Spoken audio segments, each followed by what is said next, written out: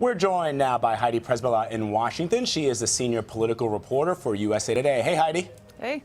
So listen, this was Ted Cruz's largest margin of victory in this race so far. I guess the establishment's crusade against Donald Trump is working. The establishment does deserve some credit when you look at it. There was a confluence of efforts here, including the Ricketts family, which has been the big money behind the super PACs that have been targeting him. They came out with a really stellar ad. They went back to the maker of the infamous Willie Horton ad and pulled together all of those women in that powerful montage, which was seen something like 3.5 million times. You had Scott Walker joining in to kind of pile on. You had the conservative talk show host Charlie Sykes really giving a very hard-hitting interview to Donald Trump. But you know what? At the end of the day, you know who deserves a lot of the credit, or most of the credit, is Donald Trump. When you look at the terrible, horrible week that he had in terms of the misstatements on abortion, the retweeting of that picture of Heidi Cruz was really harmful to him. If his numbers with women weren't always already bad, they got worse after that. And then there was the Corey Lewandowski scandal, with him grabbing the reporter and the violence at his rallies being highlighted.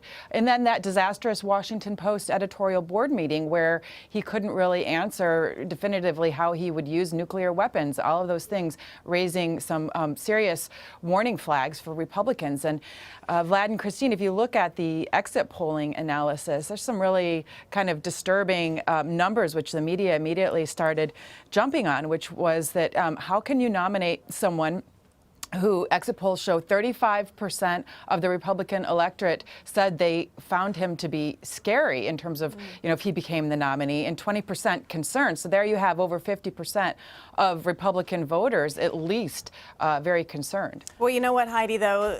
This is not the way the Trump campaign sees it. In fact, they issued a statement, and it said, quote, Ted Cruz is worse than a puppet. He is a Trojan horse being used by party bosses attempting to steal the nomination from Mr. Trump. That's a pretty strong allegation. It is very, very strong. And I guess you kind of have to say this, right? I mean, this is how they see it. What do you make of this statement?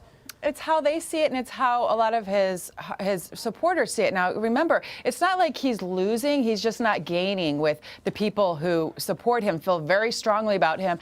And if you kind of read the tea leaves as we go into what looks increasingly like a contested convention, this will be the argument that they make, which is that the establishment is trying to wrongfully steal this nomination from me. And he's kind of like starting already with statements like this to plant the seeds. But I also think for some voters, if he's trying to expand his appeal, it kind of comes off looking like sour grapes, especially when you have Ted Cruz coming on stage and trying to really recast himself as a more appealing general election candidate, talking about, not giving into the darkness and lighting a candle of hope and bringing his wife on stage to loud cheers, given that she had kind of really been under siege, with Trump's tweet and whatnot. The contrast just isn't good for a candidate who, if he does want to win, has to expand, not just continue to whip up his base. I thought a surreal moment was Lindsey Graham's tweet in support of Ted Cruz, because up until this moment they had sort of been at odds ends. So Heidi, Donald Trump would have to win 60% of the delegates, of the votes going forward. Is the math at all in his favor, or are we really going to this contested convention?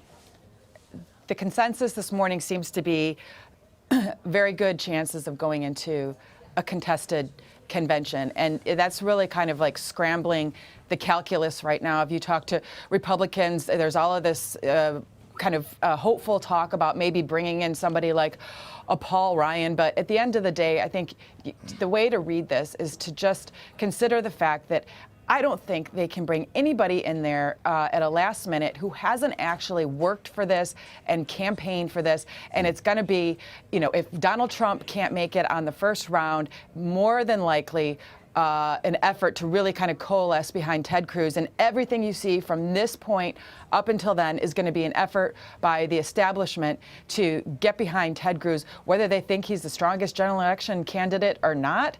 At this point, he's just the better alternative. Well, Heidi, Kasich, though, will argue that the polls, according to the polls, prove that he is the only one to beat Hillary Clinton. And that's true. If you look at it time and time again, Kasich is the only candidate who fares better than her, both at a national level and in terms of some of the more important swing states. And so the problem, though, is that Kasich is really fading. He didn't do very well last night in a state where, if you kind of like break it down and look at the pockets of the state where he could have done better, like the suburbs of Milwaukee, the more affluent suburbs, Ted Cruz is starting to really kind of consolidate that establishment vote as well. So Kasich is really in an uphill battle. I think today they're going to be having a meeting with some of the mullahs, behind Kasich to try and regroup as they go into this belt of northeastern states where it should be more favorable to him. And that will be the big question going into these northeastern states, is how much will Kasich take away from Cruz's efforts to consolidate that anti-establishment vote? Because certainly he'll do better, than in Wisconsin. He'll do better out on the East Coast.